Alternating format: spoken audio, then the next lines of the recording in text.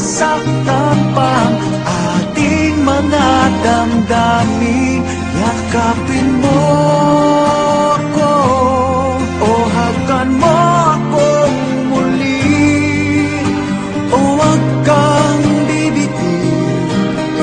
Sabay natin lalabahin ang langit.